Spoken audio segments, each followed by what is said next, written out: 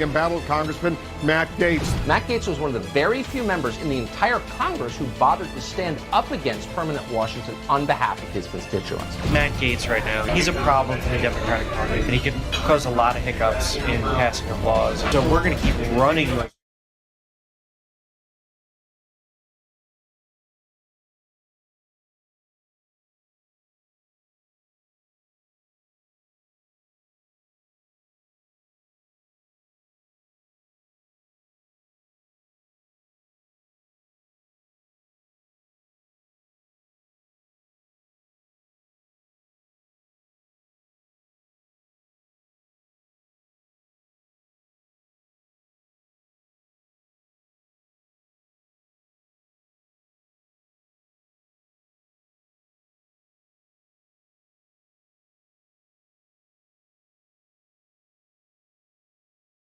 A colleague of mine said this in a committee hearing a few weeks ago, Mr. Gaetz.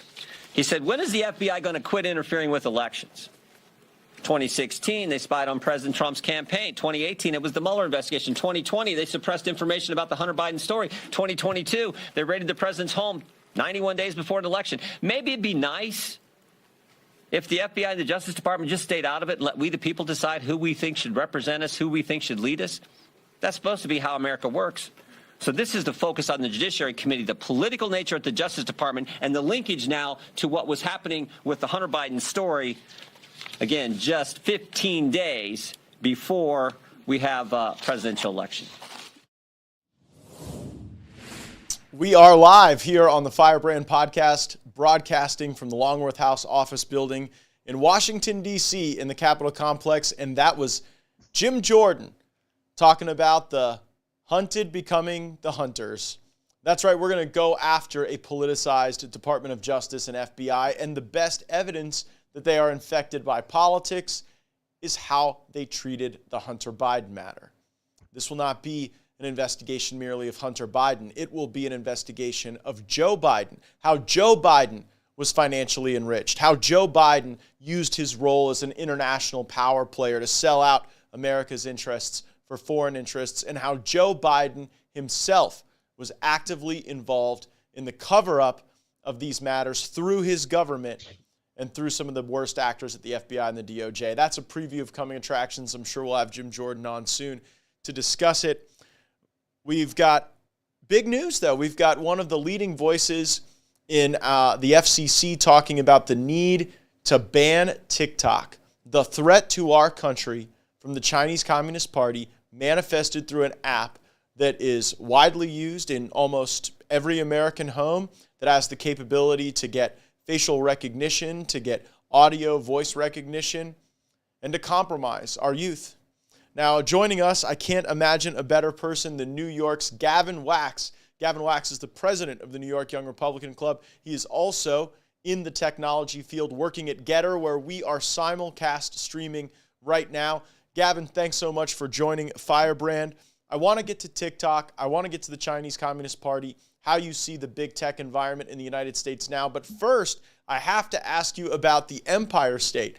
All over the country, you saw Republicans underperform, but yet in Florida and in New York, Republicans did better. And I want to get a sense from you, was it the candidates? Was it the issue matrix? Wasn't the political environment somehow different? What was so different about New York this last election cycle that resulted in your great state sending us a whole lot more Republicans to the Congress?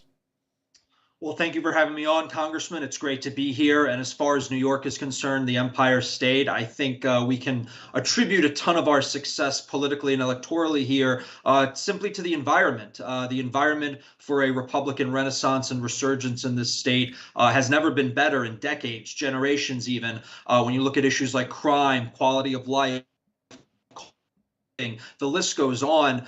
Things have really hit rock bottom here, and I think it's presented a very fertile ground for a resurgent GOP to take advantage of that, to win a series of congressional, state senate, assembly races, and of course come within 5 points statewide of the gubernatorial race. So hopefully we can build off of this coalition, these trends, these realigning factors here in New York, and turn that into a potentially governing majority in years to come. It wasn't too long ago ago, we had control of the state Senate as recently as 2018. So we can certainly bring some two-party sensibilities, if we can use that word, back to the Empire State, because I think many New Yorkers of all stripes, moderates, liberals, lifelong Dems even, are getting really sick of the monopoly Democrat rule up in Albany, and they're looking for some two-party consensus building on a range of issues, as mentioned earlier, from crime to cost of living, et cetera. When you look at some of these new Republicans that will be joining us in the next Congress, people like Nick Langworthy, George Santos, Mr. Lawler, is crime going to really be the take-home for them? Is the eroding safety and security situation in New York what really drove a realignment in politics? Because we saw really entire groups that had previously been reliable voting blocks for Democrats. They were up for grabs, and Republicans got a lot of those votes. So is it crime first, or how are some of these economic issues also hitting these New York districts where financial services issues, the flow of capital, inflation, I mean, these are very much kitchen table issues still? Absolutely. I mean, look, all politics is local, as the old saying goes, and there were certainly a litany of issues on the table here in New York that created new coalitions and certainly realigned many voting groups. And yes, there was many ethnic realignments going on in New York, from Asian American voters to Hispanic Americans to Jewish Americans. All of these different blocks of votes that were historically within the Democrat camp were shifting over to Republicans, and the reasons varied. And I do think while many of these newly elected members of Congress that you cited are going to D.C. and going to represent their constituents on a variety of different issues that go well beyond crime, I do think what made New York unique and different in terms of its political environment from many other states where we did not see a red wave, a red tsunami, or even red at all, despite the fact that many of these states have been historically more competitive. You're looking at Pennsylvania, Michigan, et cetera, places that, were won statewide by Trump as recently as 2016. New York outperformed them in terms of our competitiveness and in terms of the success of our Republican candidates, again, because the on-the-ground situation, which is unique to New York in many ways, is very bad. I think, we have seen since the COVID crisis that the state of the city and state of the state have continued to decline. The decline that we were witnessing prior to COVID was only exacerbated. And this goes into economic issues, as you mentioned. We're having tons of financial sector jobs going down to your home state in Florida, in Miami in particular.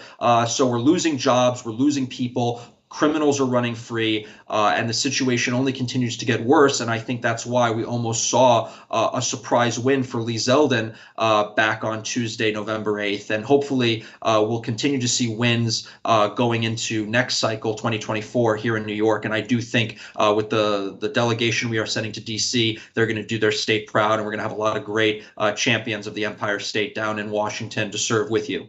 We love it when patriotic New Yorkers choose to make Florida their forever home, but I've got to tell you, America's a better place when the Big Apple is a dynamic, iconic city. And I've traveled there a number of times, had the great privilege to speak to the members of your club, and it astonishes me to see how quickly New York could change. I mean, you and I had to go grab, I don't even know if the statute of limitations has passed on this, but you and I had to go grab dinner somewhere during the pandemic, and it felt like we were doing a drug deal. We had to go down into a basement and bring only cash and look nobody in the eye, and all we wanted was some good ravioli. And then I did see a rebound. After things started to open up, there was a new energy there, but that criminal activity, the feeling that you're not safe on the subway, walking down the street, standing at your bodega, it's really overwhelming. And as much as I appreciate the migration of great people and great capital to the Sunshine State, I want the Empire State to be a leading icon of America. I just think it's a great thing when New York is a great city, and there's still a lot of great folks who live there. Gavin, you're the president of the New York Young Republican Club, and I want to get into some of the areas where we underperformed. We overperformed with New Yorkers, but we underperformed with Gen Z. And I wanted to get your perspective on why Republicans are doing so bad with people under 30. Well, look, I think we're in an uphill fight. All the institutions are working against us, particularly institutions that shape and mold young minds. You're talking about higher education, you're talking about pop culture, you're talking even about corporate America, where many young professionals get their first start in their careers. All of these institutions are working against conservatism and the Republican Party, and it just makes the situation even worse for us. And we've always had a disparity in terms of the age bracket, division between the parties. Typically the older you get, the more Republican and conservative you are, and the younger you are, the more liberal and democratic. But it's never been a worse situation than we're facing right now. And I think, this is an issue that's going to continue until Republicans can present a holistic vision to the next generation, to the younger generations, about the future and how their prosperity, their well-being are being robbed from them by globalism, by a lot of the neoliberal institutions that dominate the Western world, and how their quality of life, their standard of living, the wealth and prosperity that they are going to enjoy is going to be less than that of their parents for the first time in modern American history, for sure. So unless we can begin to properly convey and articulate those problems and also obviously offer a whole range of solutions to them, putting forward ideas and policy proposals that will enable young people to start businesses, to own their own homes, to start families, all the things that, say, the boomers took for granted, but which is now being denied mainly for economic reasons to Gen Z and millennials. And unless we is there a malaise setting in from that, Gavin? Because what I worry about is you have a Gen Z that is more willing to live with their parents well into their years of majority. And, when I was a young person, I couldn't wait to go and find the world on my own, be my own man, have my job, have my own source of income. And increasingly we do see in Gen Z, maybe an acceptance that life's just going to be worse and going to be different. I mean, we see the suicide rates, we see the drug addiction rates. How do you go from malaise to patriotic activity on behalf of a country that Gen Z is going to inherit? Well, this is certainly beyond political. It's spiritual. It's cultural. I mean, the left has certainly imported European style living at home with your parents to your mid-30s to the United States. They always wanted to be like Europe, and we've sure gotten it that way. But you also bring up, how this, is impacted by, the use of different antidepressants and our highly medicated, society. And it is certainly inducing a societal malaise, particularly on young people who are the most disadvantaged, who have issues rising the corporate ladder because there's a lot of boomers who refuse to retire and are clinging on to their institutions. I mean, look no further than, the leadership of the Democrat Party, the Republican Party. It's dominated by the old, certainly not the young firebrands such as Matt Gaetz. And I think this just plays society-wide. And I do think this malaise is setting in. And I think there's a sense of, conformity that's going with it. But I do think deep down people realize that they want more and they're looking for more. And until the Republicans can give alternatives, we're going to continue to lose. I mean, give credit to the Democrats where credit is due. They're cynical, but they'll come out prior to the election and say we're going to pay off, your student debt. I mean, it was an interesting, crazy proposal, but it certainly got people to the polls and it got them to vote for them. And of course, they pulled it right after. Yeah, I mean, I think that it successfully bought some votes, that they went and put that shiny lure out regarding student debt. But the reality is that is just a burden shift to a lot of working people in our country. And frankly, we got too many people going to college. I know that's not always a popular view, but we have indebted an entire generation of people with philosophy degrees and psychology degrees, and I'm probably part of the problem, political science degrees, the degree that I have. Part of that malaise is facilitated by an addiction to big tech. And I really wanted you on the program today to talk about the threat of TikTok. Big news, we're seeing voices out of the FCC talking about the danger of TikTok, its utilization by the Chinese Communist Party. Now, I know you work in the technology field. What's your assessment of the role that TikTok is currently playing in American life and American politics? TikTok is a behemoth. It is the biggest name in social media. Facebook is, struggling and declining. Twitter obviously has all its issues. Instagram is a close second, mostly because they are replicating TikTok with their version of Instagram Reels, but TikTok is the new big dog on campus, and it just so happens to be a company completely beholden to the Chinese Communist Party out of Beijing, and this obviously poses a major national security risk. I mean, TikTok is unique in how addictive it is, and how personalized it is, how it caters to you based on, all the data that it collects from your interests to what you're searching to how you're liking to how long you're watching. I mean, the data that they are gathering from American citizens is massive. And in the wrong hands, like in the hands of the CCP, it can be used for extremely effective intelligence gathering and other types of intelligence operations. I mean, they can see what's pasted, what's saved in your clipboard. They can gather your biometric data. They could gather your location data, your facial recognition.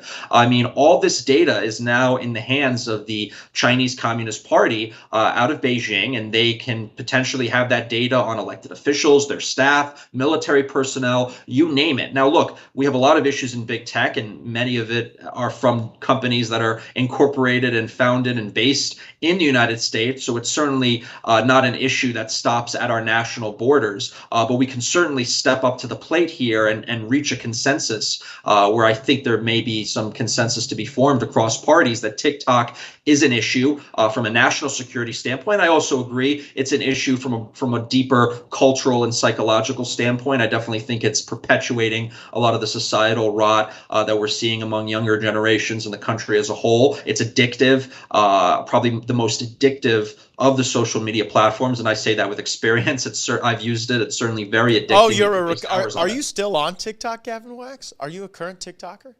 I don't post TikToks. I think I have an account still, but I'm trying to use Getter's Visions, which is a competitor, and of course Instagram Reels. But I could admit from my past use that I've taken a few hits of TikTok. There you go, a recovering TikToker. It's maybe easy for people to understand, okay, if you work at a national research laboratory or a university or in the United States Congress, that having TikTok could be a threat. But if you're just a regular family, a fireman and a teacher in Branson, Missouri, and gosh, the TikTok machine has your kids, doing some harmless dances and looking at what their friends are up to, like, why should it worry just regular Americans, you think? Well, I think twofold. I think one, the amount of data that they're building up in mass, it's going to give them the information necessary to manipulate society. I mean, we're in a new type of warfare. It's certainly there's no guns or artillery being fired, but people are in the midst of psychological warfare and demoralization campaigns, and how people are socially engineered in mass. We saw it with COVID, and the Chinese are becoming experts at it. They're experts at it on their own population, and the data that they're getting from TikTok will enable them to become masters of social engineering the American people if we don't stop them. So we should not cede ground in any possible way to them for them to advance their geopolitical interests against our own. And they're doing this beyond just big tech. I mean, they're buying property up across the entire country. They're taking over entire nations' telecom through their 5G networks and Huawei. So I mean, they are playing a multifaceted game here. They're playing on a multi-front war in terms of their global dominance, from the Silk Road to their investments in Africa, et cetera. So TikTok is just one of those fronts, and we certainly shouldn't cede ground. So that's the geopolitical front. But again, for the average American, I think this goes beyond politics, and this is what goes back to winning over younger voters and younger people. It's that we are in the midst of a spiritual and cultural war, and I think social media is perpetuating the worst facets of leftism and this nihilism and all these other social and societal ills that are really destroying the core fabric of our society. And this is not an electoral issue, but this is something deeper. And I think social media at large, it's a new development, obviously, in the human story. Only 20 years old, if that. But it's certainly led to a radical change in how people interact with each other, how people engage with society, how people feel about themselves and see others. And it's leading to a litany of social and psychological ills that we're not fully able to grasp just yet, because the science is still out. But TikTok is part of that, and if we have an opportunity to knock it off the market, getting a win against China and maybe also a win in the battles I just mentioned that are non-political, then I say why not do it? You're so right about how fast this has developed. I mean, I remember being in high school, and initially the only way you could communicate with someone digitally is you had to sit there and pound out a text message on a Nokia phone. And, if you wanted the C, you had to hit A, B, C on the, on number 2, and that would give you one letter. And then you'd go on, and it would take several minutes to construct a message of just a few words. And then the transformational revolution was when AOL Instant Messenger would allow you to open up multiple screens and talk to like 3 or 4 people at one time with a keyboard. And it was just captivating. You could have a few conversations going at once. You could have friends all over the country and be sharing ideas or thoughts with them. And to think about, how exciting that was and groundbreaking it was, but how it was really nothing compared to turning every American into a content producer, which is really what these social media platforms do. And there can be a lot of good in that, and I want to talk about that later in our discussion. But when you've got the Chinese Communist Party in charge of it, you need to know what the goal is. Chinese Communist Party did not set up TikTok to make money. They want to control what you see and how you think so that they can control how you behave. And throughout the history of great power competition, the idea was you want to influence the leaders, the civil society elite, the military elite. But what China has done has been to convert technological expertise into totalitarian control. Like, we were all promised that the social media revolution would cause great threats to major power, and it would embody the body politic to have exciting ideas and to organize together and to push back against totalitarianism. But what we've seen from the Chinese Communist Party is that they have used technology to become more effective in totalitarian control. And while in China, that means a social credit score and drones flying around telling you when you're allowed to go outside, here in America, it's more subtle, but it's just as pervasive to the core. And I think TikTok is central to that. We talked earlier in the discussion about how we change our thinking over time in politics. Anybody who says that their political ideology doesn't evolve and doesn't deepen and doesn't have additional contours as they gain more experience on the planet Earth is not being honest. And what I can tell you is, as a younger man, I was far more libertarian. I just thought, well, you know what? The government doesn't do very much right. And so if the government does less and people do more, that's kind of a good thing. And that's the construct to build a philosophy off of.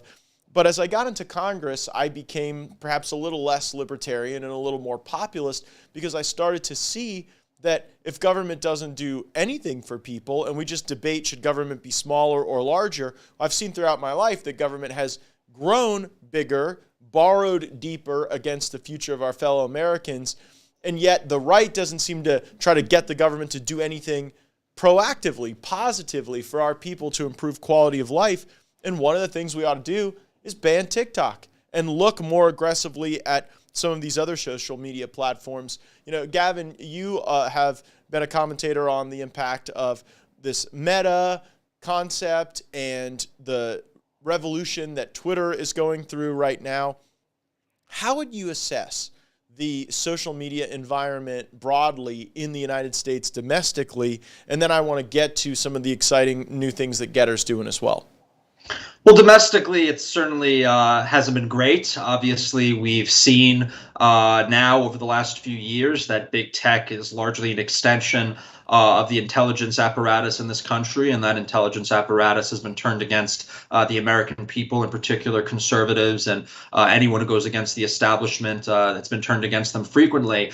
So big tech domestically is not much better than big tech from China. We may have an easier time going after TikTok because of its foreign entanglements and its ties to the CCP, but we should certainly not rest on our laurels as it comes to the threats emerging out of Silicon Valley and the boardrooms of Meta and formerly Twitter, I suppose, and all the rest. I mean, because there is a lot of insidious elements that have crept into big tech, along with all the other institutions that we've talked about earlier. It's this sort of Fabian-style left-wing takeovers of the corporate boardrooms, and they found out that big tech are the arbiters of the modern town square and how all information and media is disseminated across society, and having that power lever under your control, under your grasp, is a massive,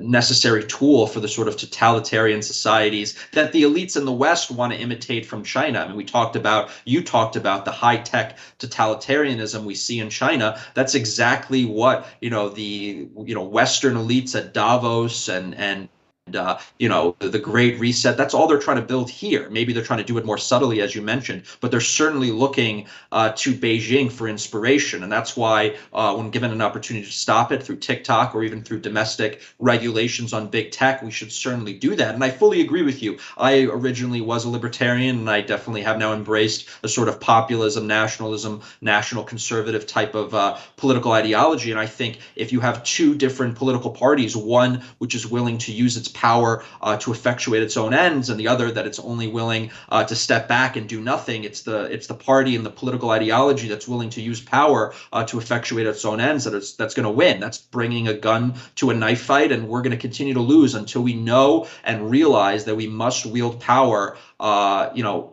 when we have the opportunity, because they will use it against us in a heartbeat. And sometimes we have to put down some of these sort of ideological roadblockers and understand that when it comes to governing, we need to be pragmatic, we need to be dynamic, and we need to understand that action is necessary and not just falling back on theorems and maxims and talking points. But when we're in office, we should use the power of that office to advance our agenda, our conservative America First agenda. And I don't think there's anything anti-American about that. I don't think there's anything wrong with that. That's how society has always progressed. That's the history of human interaction and human power dynamics. So it's only recently that Republicans found an excuse for some of their fecklessness and some of their weakness. But I think that there's a paradigm shift going on in the way that many on the right think about power, think about government. And I think they realize that in order to preserve our way of life, our traditional American society, our freedoms, our liberties, we're going to have to, roll up our sleeves a bit and wage some asymmetrical warfare that the left has been doing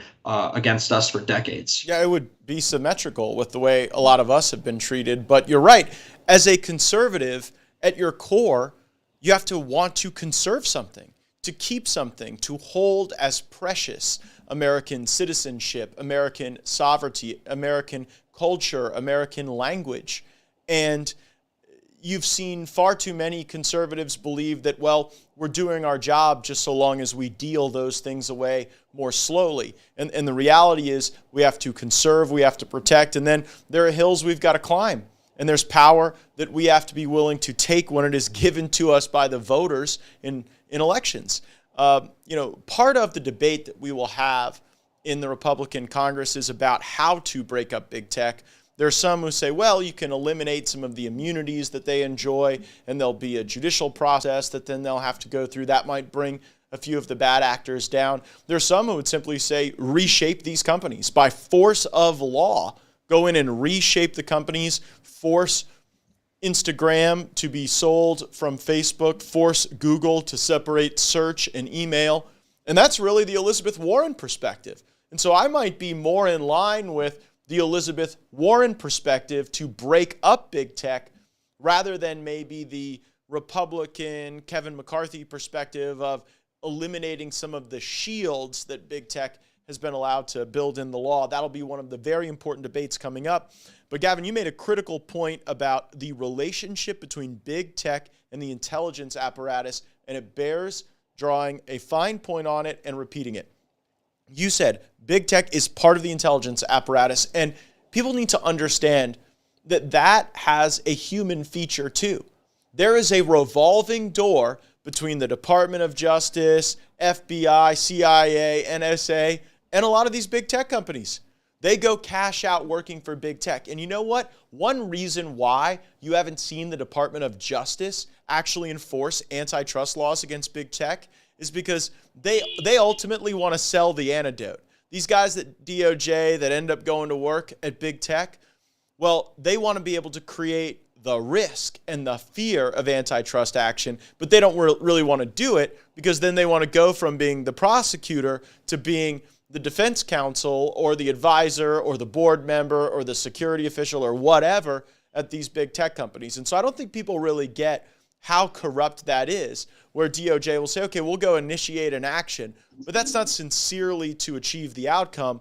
It's just to create a marketplace for the talents of the people at DOJ when they want to go work at big tech. And they are walking, springing leaks. And I think one of the areas where that manifested in the most corrupt activity was around the Hunter Biden laptop. When our good friend Vish Burra, who's come on this program and talked about what it was like to break that case and to be a part of the chain of custody of that laptop, to get that information before the American people. And there you had big tech and our intelligence apparatus working hand in hand to try to deprive the American people of that information. This is a critical point for Republicans to investigate. And, I guess I'm here in Washington in my congressional office. You're out there interacting with our activists and our fellow Americans. Do people really think that we're going to do it? Because when I go places, I hear folks say, yeah, Matt, we've heard before how Trey Gowdy was going to get Hillary Clinton in Benghazi, and then that didn't happen. And then we were going to hold people accountable for the Russia hugs, but because Jeff Sessions was such a weakling, that didn't happen. And I sense there might be some concern that this is all talk and bluster, but that the actual results of these investigations won't result in true criminal process. Do you sense that that's a concern? Oh, absolutely. There is a palpable sense of apathy among the base, and I think that tied into our, less than ideal election results for the midterms. I think there's a lot of people that realize that many, particularly in our own party, particularly Republicans, will campaign on one thing, and the second they get to D.C., it's business as usual, and they fall into line with the dictates of the swamp. And I think, people are sick and tired of, sort of the trimmed videos from the House floor where they're speaking to no one and they're pounding their fists, or even in committee hearings where they talk a big game like former Congressman Gowdy and then there's little to no results. I think people have become quite accustomed to that, and I think it's set in this sort of apathy for any real change to actually happen. And I think this is one of the biggest problems facing the Republican Party electorally. Because we play a lot of theatrics and we play footsies and we rarely do anything. And I think that's why so many people loved President Donald Trump, because he actually shook things up. He got things done and he moved the needle forward. The Overton window certainly shifted. He certainly could have done a lot more with a cooperative party and DC bureaucracy. But I think that's what people are looking for. And I think the Republican establishment, the Republican leadership does not give many people, certainly in the grassroots, certainly myself, certainly people that I talk to, a lot of confidence that they're willing to do much. I mean, you mentioned earlier, the McCarthy style, removing some of these protections and these shields from tech, which I think would be, a good logical first step. But I even doubt he would be willing to do that. If anything. I mean, the Elizabeth Warren approach you mentioned, while drastic, is even further away. I think nothing's on the table until we really begin to see some sizable paradigm shifts within the party structure of both parties, because the Uni Party controls everything, and they're going to move at a snail's pace, and they're only going to give crumbs when people demand cake. And I think that's an issue at large with DC. You discussed the revolving door, the rent seeking that goes on, how it's, totally corrupted our institutions, and it's created this sort of, capital of an empire where nothing gets done unless you're willing to spend enough money to grease the wheels. And obviously, the American people don't have that largesse to do that, but certainly foreign actors do, certainly corporate interests do. The American people only have their votes, and their votes are seemingly beginning to matter less and less, because even though they'll elect Republicans time again, those Republicans or Democrats even will do nothing. So it's a systemic issue we're facing, and I think it's creating a political environment that is full of apathy, and it's not good for the future of our republic. We need action. Ban TikTok, break up big tech, create the space for startups and new technology companies to be able to service the needs of the American people. And that's where I want to get together, because when we initially proposed some of these ideas, folks said, you know what, if people don't like Facebook, if people don't like TikTok, let them sign off. Let them deactivate their account. Go start your own social network, conservatives and pro-America patriots, if you don't like our woke, leftist, foreign-infected options that we have available for you right now. And really the first foray into that was Parler. conservatives set up a social media platform. It had millions of users, but they weren't smart enough to be vertically integrated. They got functionally canceled. They lost all their momentum when Amazon Web Services pulled them. Getter built in, I think, more resiliency on the front end to cancellation. When Getter started, it was all abuzz. Millions of people joined. And now it's a great place for our office to get messages to constituents. There's programming schedules you could check out on Getter so that you can get the content you want from some of the voices that you trust. So maybe give folks who might be watching this on one of the other social platforms or streaming services a sense of what the experience is like on Getter, how that might differ from what they're seeing on other platforms. Look, I think it's better on Getter, no pun intended, but the alt tech space has certainly come a long, long way from the early days that you referenced, where people said, well, go make your own social media platform. We have obviously many of the failures that were associated with Parler, a lot of the censorship that happened with sites like Gab. And I think now the alt tech space with Rumble and Getter and even Truth is really beginning to come into its own. They're beginning to see a critical mass of users and community formation. The features of the tech are beginning to either be on par or even surpass, in some instances, that of big tech. I mean, you look at Getter. Getter had an edit button before Twitter did. Getter had, when Twitter was deprecating live streams and periscopes, Getter was bringing on live streams. So there was certainly even a tech and features disparity growing between alt tech and Twitter. And I think that forced Twitter, prior to Elon Musk taking over, it forced Twitter to start integrating new features like Twitter Blue and undoing tweets and the edit button and all these other things. It started to create the first sense of competition in this space. And even if some of these alt tech companies don't win, quote unquote, ultimately in this battle of companies, they are certainly creating an environment and incentives for these companies to innovate, continue to innovate, and continue to have policies that are designed to encourage a larger user base. And I think we're seeing massive upticks on Twitter's daily active users and activity engagement. I know Elon is bragging about that constantly, and that's due just sort of to the notion that it's a little more free, that it's a little there's a little less censorship. It doesn't even have actually be a reality, but the mere notion that Twitter is going to censor less and ban less has led to a resurgence of activity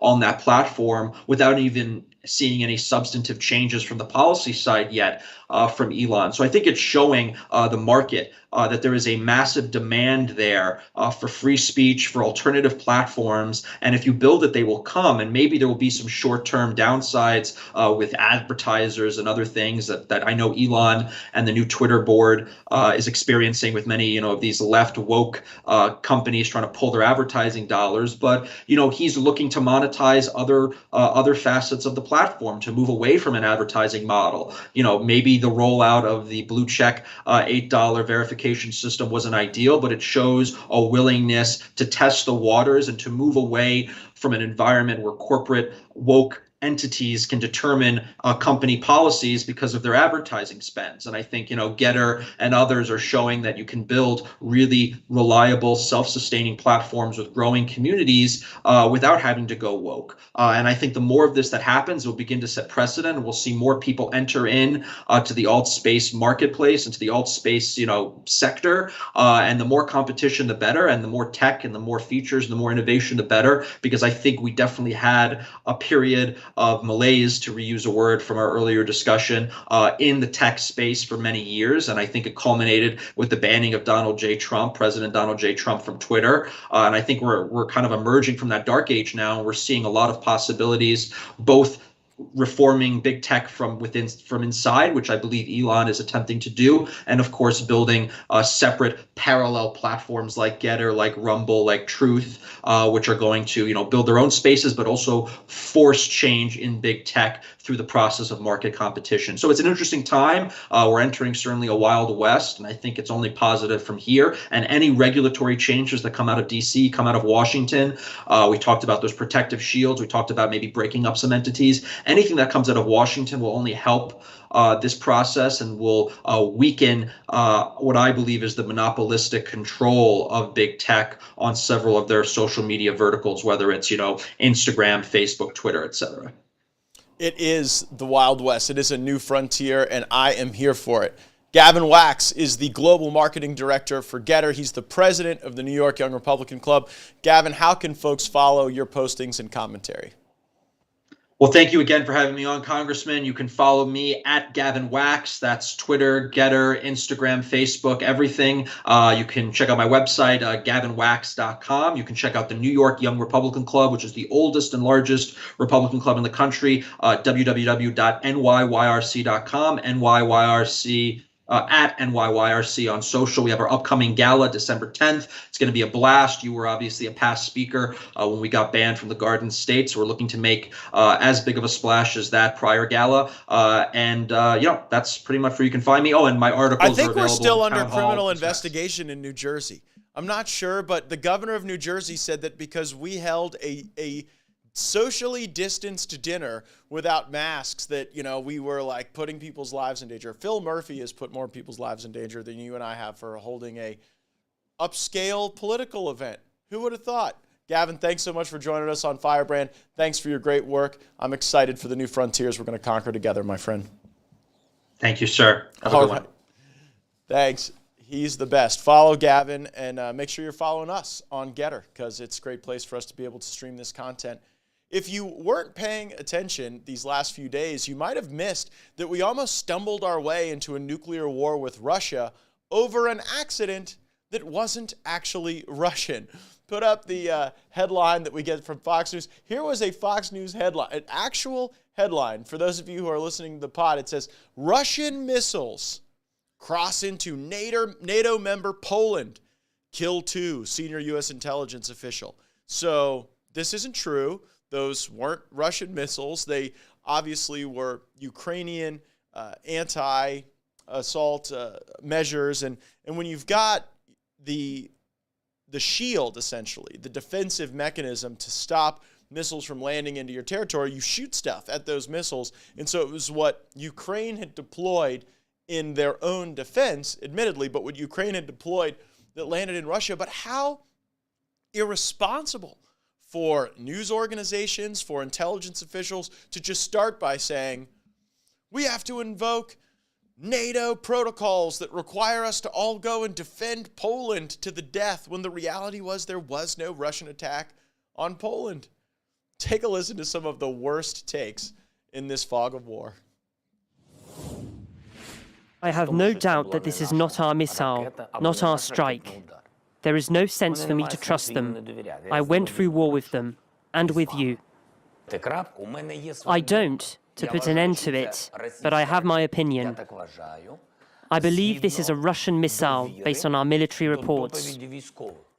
When it comes to our security commitments and Article 5, we've been crystal clear that we will defend every inch of NATO territory. Wars are not fought by armies. They're fought by nations.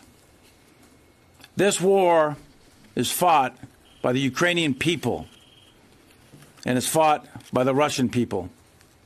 And this is a war that Russia's leadership has chosen to put Russia into. We're still gathering information, but we have seen nothing that contradicts President Duda's preliminary assessment that this explosion was most likely the result of a Ukrainian air defense missile that unfortunately landed in Poland. And whatever the final conclusions may be, the world knows that Russia bears ultimate responsibility for this incident.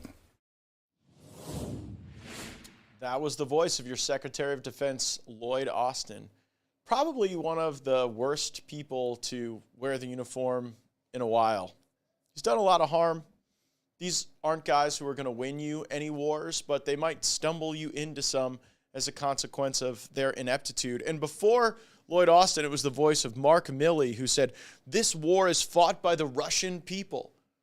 And I've just got to ask, how stupid does one have to be to try to provoke the Russian people over Ukraine having some of their materiel accidentally land in Poland. Seems like a weird time to try to escalate and accelerate the fight with the Russian people.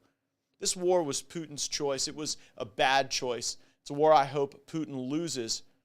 But it's certainly not the Russian people that Americans have a beef with.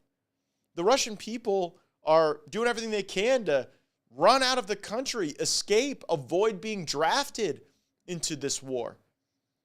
But with military leaders like Milley and Austin, the American people should have little confidence that we are being led by the A-team. We undeniably are not. There's going to be a lot of questioning and investigation of their role in the botched Afghanistan withdrawal, their role in not being able to assess the will to fight, frankly, from Afghanistan to Ukraine, the materiel and cash that we have sent endlessly into the most corrupt country in Europe, Ukraine, the third most corrupt country in the world, according to a Goldman Sachs analysis. We can do better than this. We could do better than them. And the next time there's a potential accident, maybe before we go and leap to blaming the Russian people and starting a nuclear war with Russia that would be devastating to the entire world, we ought to check the facts, do investigation, thorough review. That's what the American people deserve. And it's too often not what they get from a Pentagon that is so reckless. They blame the Russians when it wasn't the Russians who even launched this materiel, and then they don't get it right when they're drone striking families in Afghanistan. It really is a parade of horribles, and it's one that we must correct in the coming Congress with aggressive and robust oversight, and I will be right there on the House Armed Services Committee getting the job done. Thanks so much for joining us today. Thank you again to my good friend Gavin Wax for his leadership at the New York Young Republican Club and his work in the technology sector. We appreciate you joining us. Have those notifications turned on. You never know when we're going to go live, and make sure you're subscribed so that you can always catch up on the news from Firebrand. Roll the credits.